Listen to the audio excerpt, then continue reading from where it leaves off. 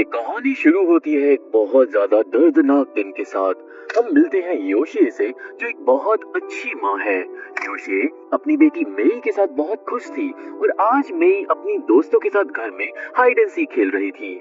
बच्चों के लिए नाश्ता खत्म हो जाता है तो योशी जाती है सुपरमार्केट सामान लेने। वो अपना घर बेबी प्रूफ भी कर जाती है, मतलब वो बिल्कुल केयरलेस माँ नहीं थी। पर कहते हैं ना, होली को कोई नहीं टाल सकता, क्योंकि जब योशी घर आती है तो मेई के दोस्त घर जा चुके थे और मेई घर में कहीं भी नहीं थी। योशी तुरंत अपने सारे पड़ोसियों के पास जाती है, पर किसी को नहीं पता था कि उसकी बेटी कहाँ गायब हो गई। सारे बच्चे भी बोलते हैं कि किसी ने मेई को नहीं देखा जब से खेल खत्म हुआ है। सीन जाता है दादा हीको पे, जो योशी का पति है और वो हॉस्पिटल में जॉब करता था।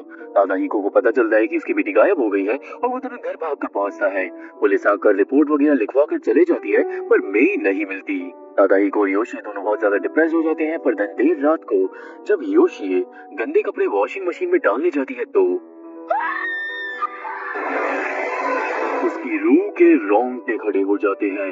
मेई मशीन में छिपी थी हाइड एंड सीक के वक्त और वहाँ पे उसका दम घुट गया था। मेई मारी जाती है और योशी की चीखें सुनकर सारे पड़ोसी घर के बाहर आ जाते हैं। दोस्तों, यही सीन इतना ज्यादा डिमोनिक तरीके से डेवलप करा गया था कि रोंगटे सच में खड़े हो गए थे। सीन आता है 1 साल आगे। योशी अभी तक डिप्रेस थी। वो अपनी बेटी की मौत का खुद को दोष दे रही थी। असल में दोस्तों, वो वॉशिंग मशीन पुरानी थी और योशी उसे बदल नहीं रही थी आलस की मारी। तो ऑब्वियसली उसे लग रहा था कि उसकी बेटी की मौत उसकी वजह से हुई है। डिप्रेशन इतना ज्यादा था कि योशी रोती रहती थी। उसका घर कबाड़ की तरह पड़ा रहता था। वो कोई भी काम ढंग से नहीं कर रही थी और सबको उसकी बहुत चिंता थी।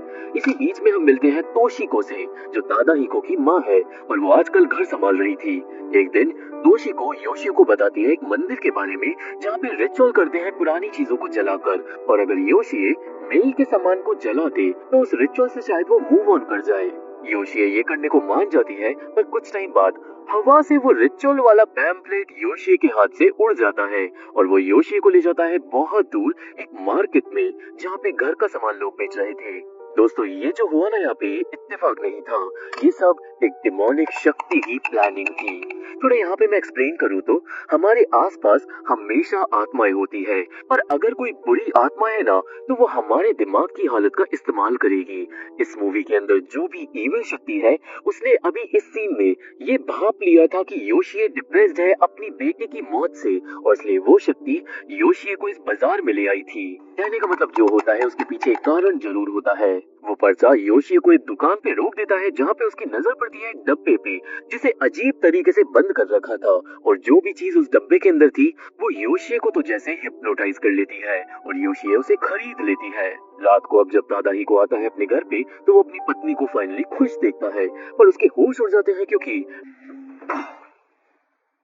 डाइनिंग टेबल पे एक डॉल बैठी हुई थी। अब दोस्तों, इतने दिनों बाद अपनी बीवी को खुश देखकर दादा ही को कुछ नहीं बोलता, पर अगले कुछ दिनों में सब कुछ बदलने लगता है। योशी गुड़िया को ट्रीट करने लगती है मेई की तरह। वो मेई का कमरा ठीक कर देती है, गुड़िया के बाल छोटे काट देती है। गुड़िया के नाखून भी थे, जो अजीब बात थी, पर वो उन्हें भी काट देती है। योशी को तो फाइनली उसकी बेटी वापस मिल गई थी, ऐसा वो एक्ट कर रही थी, पर दादा हीको को डर लग रहा था। इसलिए दादा हीको गुड़िया को लेकर जाता है थेरेपिस्ट के पास, और थेरेपिस्ट के हिसाब से चिंता की बात नहीं थी। वो गुड़िया योशी की मदद कर रही थी मूव ऑन करने में, बिल्कुल एक जानवर की तरह, और कई डॉक्टर्स ये सब करना रिकमेंड करते हैं। थेरेपिस्ट के हिसाब से एक दिन योशी खुद ठीक हो जाएगी और वो गुड़िया को भूल जाएगी। इसके बाद दादा ही को भी योशियो का साथ देता है। दोनों लोग उस गुड़िया को अपनी बेटी की तरह ट्रीट करते हैं। उनकी लाइफ फिर से खुशियों से भर जाती है, उनका घर गुड़िया की फोटो से।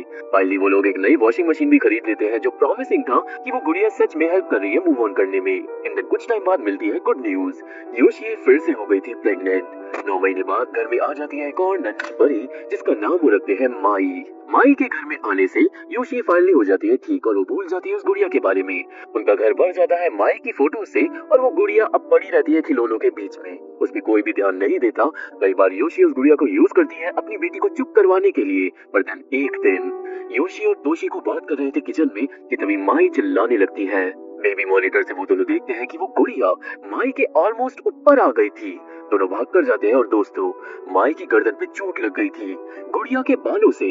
जैसे ही गुड़िया ने जानबूझकर ये सब किया, तोशी को गुड़िया को फेंक देती है, जो थोड़ा फनी था। पर दिन रात को दादा ही को पहली बार उस गुड़िया का डब्बा देखता है जिसपे कुछ उल्टे सीधे मंत्र लिखे हुए थे। वो क्या लिखा था ये तो हमें समझ नहीं आता, पर आज के हादसे के बाद से दोनों हस्बैंड वाइफ गुड़िया को बॉक्स में बंद कर देते हैं और डाल देते हैं क्लोजेट के अंदर कोने में। अब 5 साल बीत जाते हैं। माई आ गई थी स्कूल में, घर में सब बढ़िया था, पर एक दिन माई का एक कंचा चले जाता है क्लोजेट में, जहाँ पे माई को सुनाई देती है क्रीपी आवाजें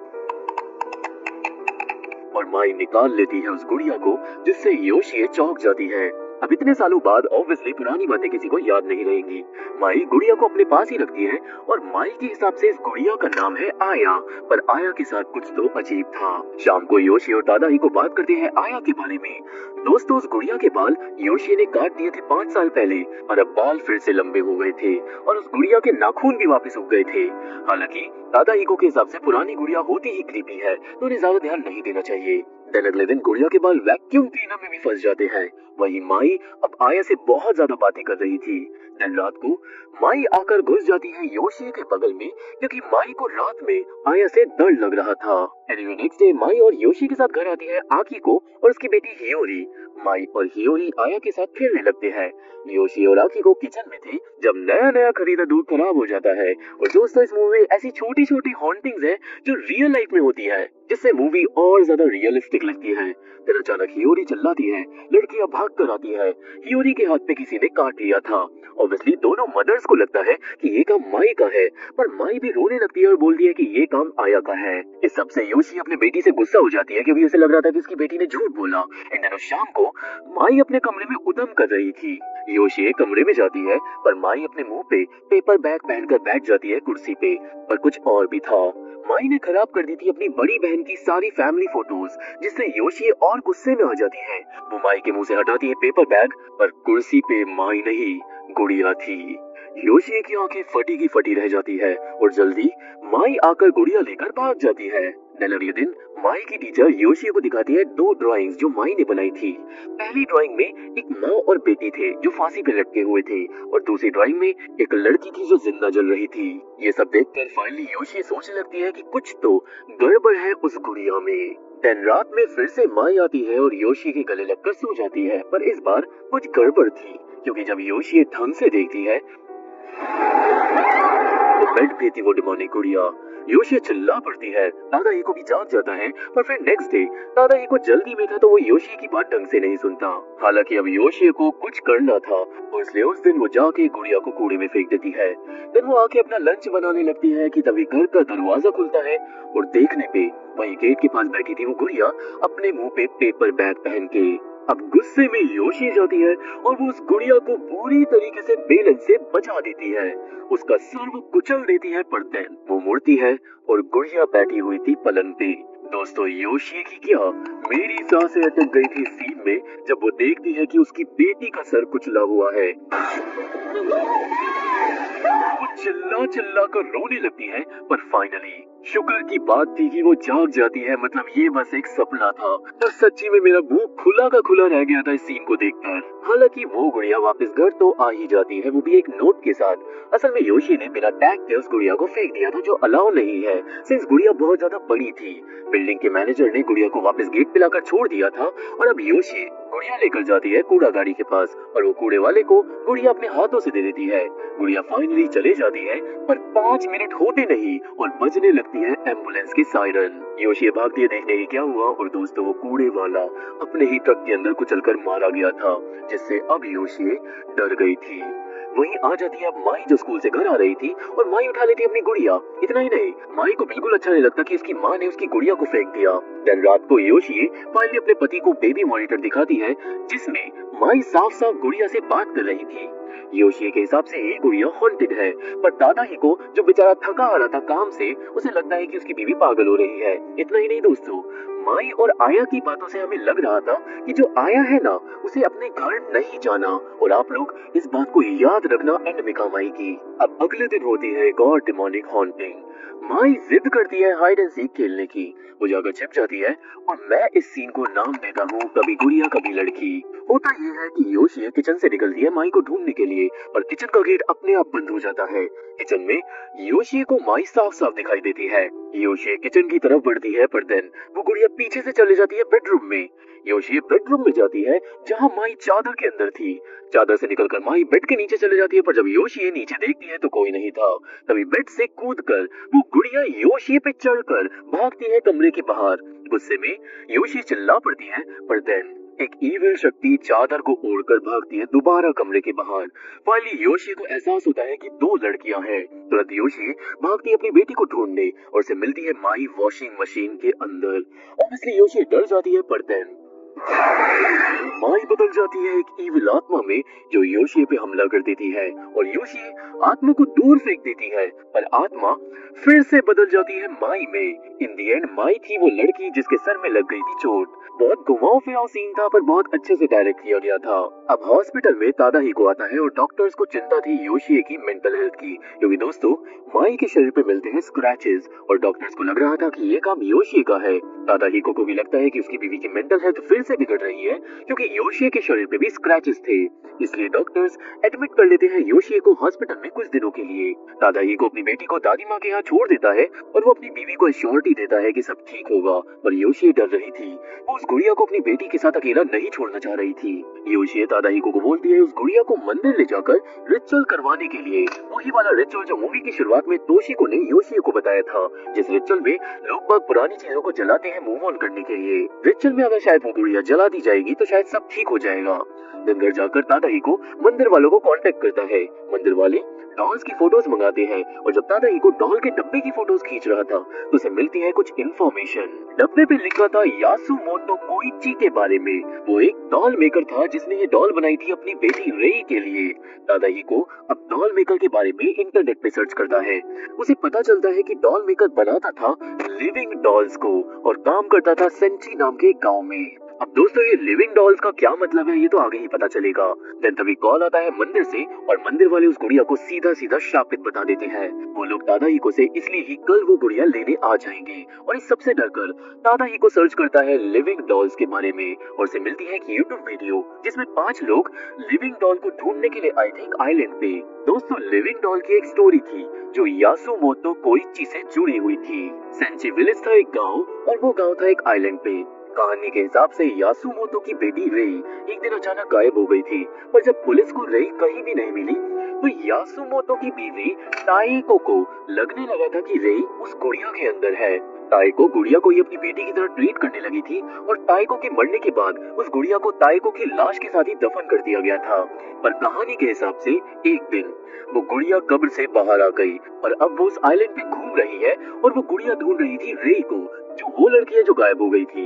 यानी कि एक जिंदा गुड़िया जो अपनी मालकिन को ढूंढ रही है। पर इस कहानी में कितनी सच्चाई है और कितना झूठ ये जानकर आप सो नहीं पाओगे। एनीवे, तादाहिको इस बकवास कहानी पे बिल्कुल भी यकीन नहीं करता फिलहाल के लिए। सीन तोशिको पे जाता है जिसने माई को गुड़िया के साथ सुला दिया था, पर दिन जल्दी ही तोशिको के साथ होने लगती है पैरानॉर्मल चीजें। वो गुड़िया आकर चढ़ जाती है उसकी पीठ पे। पहले तो तोशिको को लगता है कि वो माई है, पर जब माई को वो वापस सुलाने जाती है तो माई बेड पे ही थी। अपनी पीठ पे गुड़िया को देखकर तोशिको डर जाती है और वो तुरंत कॉल करती है तादाहिको को। वो गुड़िया को क्लोजेट में भी बंद कर देती है और तादाहिको को साफ बोल देती है कि ये चीज श्रापित है, इसे मेरे घर से ले जाओ। अब दोस्तों तादाहिको को लगने लगता है कि सब लोग इस गुड़िया को श्रापित बता रहे हैं, तो जरूर कुछ तो माजरा होगा। उसे याद आता है कि गुड़िया का नाम है आया, पर जो डॉल मेकर की बेटी थी उसका नाम था रेई। इस बारे में तादाहिको सर्च करता है और उसकी रूह काम जाती है, क्योंकि आया और रेई दोनों नाम सेम होते हैं जापान में, बस उनकी प्रोनाउंसिएशन अलग होती है। तादाहिको अब तुरंत भागता है उस गुड़िया को लेने और वहीं वो गुड़िया दादी माँ के क्लोजेट से गायब हो जाती है। गुड़िया ही नहीं, दादी देखती है कि माई भी बेड से गायब है। दादी अब तुरंत माई को ढूंढने निकल जाती है रोड पे और काफी देर बाद उसे माई मिलती है एक ब्रिज पे बैठी हुई, जिससे उसकी सांसें अटक जाती है। वही तादाहिको वापस आता है दादी के घर गुड़िया लेने, पर उसे मिलती है माई बाहर बगीचे में गुड़िया के साथ। दादी अब गायब थी, पर थोड़ी देर में दादी को घर लाती है पुलिस और दोस्तों दादी हो गई थी घायल। एक डिटेक्टिव तादाहिको को सीसीटीवी फुटेज दिखाता है जिससे खुलता है एक राज। हुआ ये था कि जब दादी को ब्रिज पे बैठी हुई माई मिली थी तो दादी ने माई को एंड टाइम पे बचा लिया था, पर तभी एक दूसरी लड़की जो ऑब्वियसली वो गुड़िया थी, भागकर आई थी और उसने दादी पे हमला कर दिया था। गुड़िया ने दादी को काट लिया था बुरी तरीके से और इसलिए अब दादी थी घायल। अब उस रात दादाई को दादी के साथ ही रुकता है, पर वो नोटिस करता है कि जो काटने के निशान है ना, वो दादी की घड़ी के फट्टे पे भी आ गए थे, क्योंकि गुड़िया ने घड़ी को भी काटकर अलग कर दिया था। नो सेंस दादा हिको को अभी भी शक था और उसे लग रहा था कि ये गुड़िया इतना तगड़ा हमला नहीं कर सकती, तो वो शक करने लगता है कि कहीं उसकी बेटी नहीं तो ये हमला नहीं किया। इसलिए वो जाता है अपनी बेटी के पास चेक करने के लिए दांतों के निशान को, पर माई के दांत घड़ी के फट्टे के निशान से मैच नहीं करते और तभी माई डिमोनिक तरीके से चिल्ला पड़ती है। फाइनली अब अगले दिन मंदिर से आता है एक प्रीस्ट और वो उस गुड़िया को ले जाता है अपने साथ। द नेक्स्ट डे रिचुअल होता है और प्रीस्ट गुड़िया को सफेद कपड़े में बांधकर जलवा देता है बाकी सामान के साथ। ये सब की वीडियो दादाई को बनाकर दिखाता है योशिए को, जिसकी मेंटल हेल्थ फाइनली हॉस्पिटल में सुधर गई थी, मतलब वो जल्दी ही घर आ जाएगी। देन सीन जाता है मंदिर के प्रीस्ट पे, जिसने दोस्तों दादाई को के साथ धोखा कर दिया था। प्रीस्ट को पता था कि वो गुड़िया एक एंटीक डॉल है, तो उसने जिस डॉल को जलाया था वो डॉल बस एक मामूली गुड़िया थी। असली डॉल को प्रीस्ट ले आया था बेचने के लिए, पर कोई भी उस डॉल को खरीद नहीं रहा था।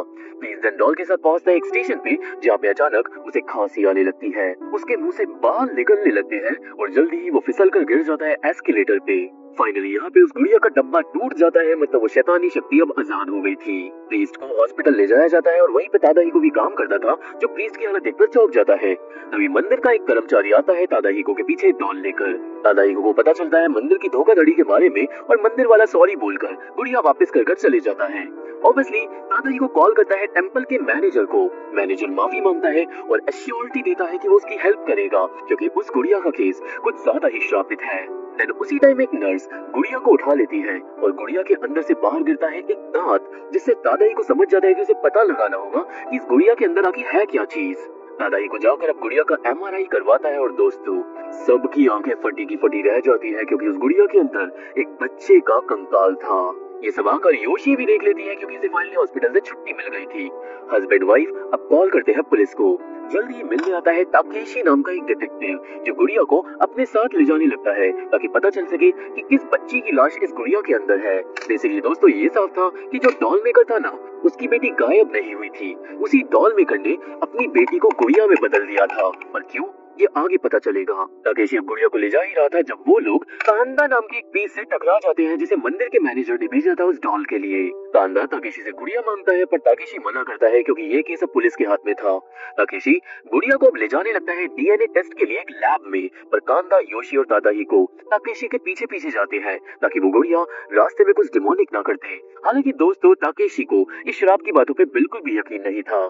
सीन ताकेशी पे गाड़ी में जाता है, जो देखता है उस गुड़िया की एक फोटो जो भी कुछ देर पहले कांदा ले गई थी। और दोस्तों फोटो में उस डिमोनिक आत्मा का असली चेहरा फाइनली सामने आया था, जिससे ताकेशी चौंक जाता है। वो फोटो फेंक देता है, पर तभी गाड़ी के सामने आ जाती है एक लड़की और वो कुचल जाती है। तुरंत गाड़ी रोककर ताकेशी उतरता है और उसे वो लड़की मिलती है टायर के बीच में फंसी हुई। अब पीछे से कांदा, दादाही और योशी आते हैं और ये ताकेशी मिलता है रोता हुआ गुड़िया के साथ। तुरंत यहाँ पे कांदा गुड़िया छीनकर उसे कैद कर देता है बहुत अच्छे प्रोटेक्टिव बॉक्स के अंदर। ताकेशी बेचारा सदमे में आ गया था, तो वो घर चले जाता है। जिसके बाद कांदा हस्बैंड वाइफ को लेकर पहुंचता है एक गांव में एक प्रीस्ट के पास, जो यासुमोतो डॉल मेकर के बारे में बहुत सारी बातें जानता था। ये प्रीस्ट था मुनेहारू, जो जब जवान था तो पुलिस में था। मुनेहारू तीनों लोगों को घर में लेकर आता है, जहाँ पे उसने यासुमोतो की बहुत सारी बनाई हुई डॉल्स रखी हुई थी, क्योंकि दोस्तों मुनेहारू ही वो इंसान है जो सच्चाई जानता है। सालों पहले मुनेहारू के पास पुलिस स्टेशन में आया था यासुमोतो डॉल मेकर अपनी बेटी के गायब होने के कई साल बाद, और यासुमोतो ने बताई थी एक डेमोनिक कहानी। वो कहानी अब मुनेहारू सुनाता है और सीन जाता है पास्ट में। अब पास्ट में हम मिलते हैं यासुमोतो से, उसकी बीवी ताएको से और उन दोनों की बेटी रेई से। अब दोस्तों जो रेई थी ना, वो बहुत कमजोर पैदा हुई थी, वो बीमार रहती थी और घर के बाहर नहीं जा सकती थी। इसलिए एक दिन ताएको ने खुद को और अपनी बेटी को फांसी लगा दी। ये वही सीन था जो माई ने पेपर पे ड्रॉ करा था, माँ बेटी फांसी पे लटके हुए। हालांकि गड़बड़ हो गई थी, ताएको की रस्सी टूट गई थी और वो जिंदा बच गई थी, पर उसकी बेटी मारी गई थी।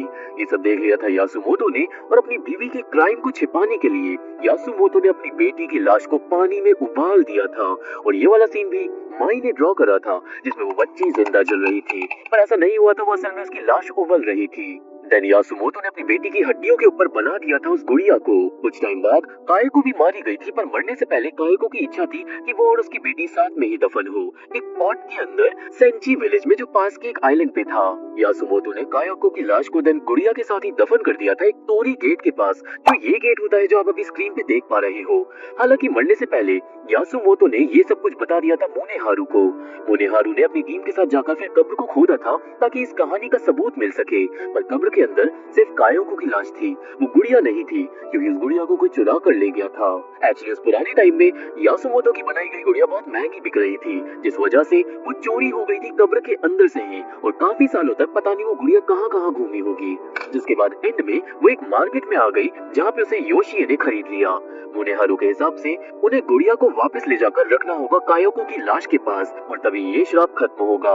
इस कहानी के बाद वो तीनों जाने वाले थे गुड़िया को उसकी माँ के पास लौटाने, पर दोस्तों एक बात थी यहाँ पे, असल में काएको ने अपनी बेटी को मारा था, तो जो अब आया की आत्मा है वो वापस नहीं जाना चाहेगी आसानी से। और खासकर योशिए ने आया को अपनी बेटी की तरह ट्रीट करा था मूवी की स्टार्टिंग में, और इसलिए उस आत्मा को अब योशिए से अटैचमेंट हो गई है। यही वजह थी कि श्राप इस फैमिली का पीछा नहीं छोड़ रहा था, क्योंकि आया की आत्मा चाहती थी कि योशिए उसे अपनी बेटी की तरह ट्रीट करे हमेशा हमेशा के लिए। अब उस रात को तीनों लोग पहुंचते हैं आइलैंड पास, और वो रुकते हैं एक होटल में। कांदा करता है एक रिचुअल ताकि वो ढूंढ सके एग्जैक्ट जगह जहाँ पे कायाको की कब्र है। वो कांटेक्ट करता है गुड़िया की आत्मा को, और दोस्तों उस गुड़िया का चेहरा हद से ज्यादा क्रीपी हो गया था, यानी वो आत्मा नहीं चाहती वापस जाना अपनी माँ के पास, उसे योशिए को अपनी नई माँ बनाना था।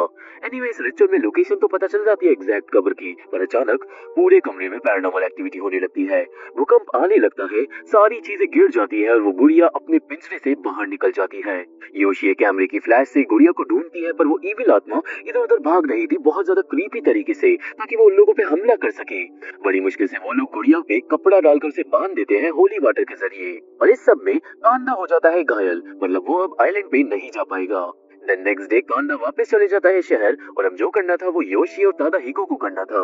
दोनों लोग बिना देर करे निकल जाते हैं आइलैंड पे, और अब जो आइलैंड वाला सीन आता है ना, उसकी सिनेमैटोग्राफी इतनी अच्छी थी कि वो मैच कर रही थी ओरिजिनल रिंग मूवी के साथ, जिससे रोंगटे सच में खड़े हो रहे थे। उन्हें कुछ देर में तोरी गेट भी मिल जाता है, जो सालों बाद मिट्टी के नीचे दफन हो गया था। वो मेटल डिटेक्टर का यूज कर कब्र को ढूंढ निकालते हैं, और कब्र खोलने पे उनके सामने थी कायाको की लाश। यहाँ पे दोनों लोग प्रे करते हैं उस डेमोनिक आत्मा की शांति के लिए, एंड देन वो गुड़िया को डाल देते हैं कब्र में। पर तभी योशिए की जेब से उसकी पहली बेटी मेई की फोटो गिर जाती है कब्र में। योशिए अपनी पहली बेटी की फोटो हमेशा अपने साथ रखती थी, और उस फोटो को लेने के लिए वो तुरंत कूद जाती है कब्र में। उसे फोटो तो मिल जाती है, पर अचानक गुड़िया पे लगा हुआ प्रोटेक्शन चार्म जल जाता है, और आया की आत्मा हो जाती है आजाद। गुड़िया अब चटकने लगती है, योशिए की रूह कांप जाती है, वो भागने की कोशिश करती है, पर आया बाहर निकलती है उस बैग से जो योशिए को जाने नहीं देना चाहती थी। दोस्तों आया का चेहरा हद से ज्यादा भयानक, डिमोनिक, क्रीपी, इविल और श्रापित था। आया पकड़ लेती है योशिए की टांग, पर दादाहिको एंड टाइम पे अपनी बीवी को बाहर खींच लेता है। वो कब्र बंद कर देता है, पर आत्मा दिन पकड़ लेती है योशिए के बाल। योशिए यहाँ पे मेई की फोटो तोड़ देती है और अपने बालों को कांच के टुकड़े से काट देती है, और इस तरीके से योशिए बच जाती है, और दोनों को लगता है कि शायद फाइनली श्राप खत्म हो गया।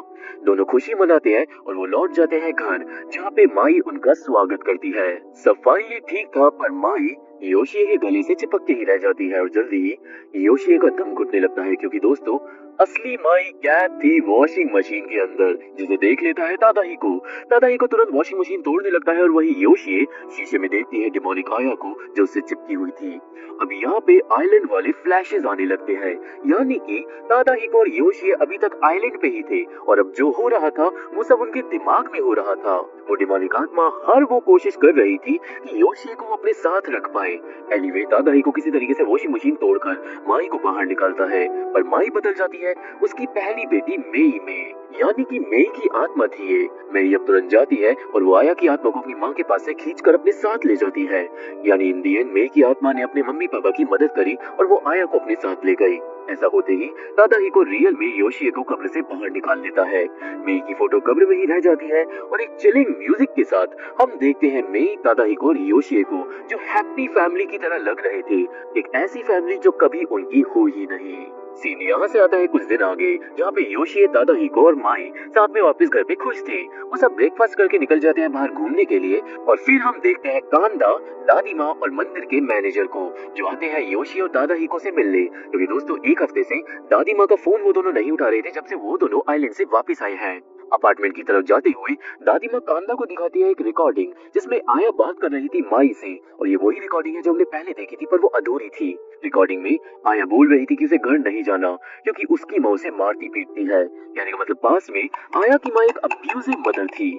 आया ये भी बोलती है कि वो माई की जगह लेना चाहती है और योशी को अपनी नई माँ में बदलना चाहती है, और ये करने के लिए वो कुछ भी करेगी। देन तीनों लोग पहुंचते हैं अपार्टमेंट में जो खाली मिलता है, और कांदा फाइनली समझ जाता है कि वो गुड़िया कब्र में शांत नहीं रहने वाली। वही योशी और दादा ही को अपनी बेटी के साथ बाहर निकलते हैं, पर दोस्तों उनकी असली बेटी माई दादी माँ की गाड़ी में बैठी हुई थी, क्योंकि ऑब्वियस सी बात है दादा ही को और योशी बहुत दिनों के लिए आइलैंड पे गए हुए थे, तो उस टाइम पे माई दादी माँ के साथ ही रह रही थी। देन जब से वो दोनों वापस लौटे हैं, उन्होंने सबसे कांटेक्ट करना बंद कर दिया है, क्योंकि दोनों ही लोग वश में थे उस डिमोलिक गुड़िया के, जो माई की जगह लेकर रह रही थी। और इसी चिलिंग एंड के साथ मूवी खत्म हो जाती है। मेरे को यहाँ पे पूरा यकीन है कि इस मूवी का 1-2 साल में एक दूसरा पार्ट जरूर आएगा, क्योंकि कहानी अभी बाकी थी।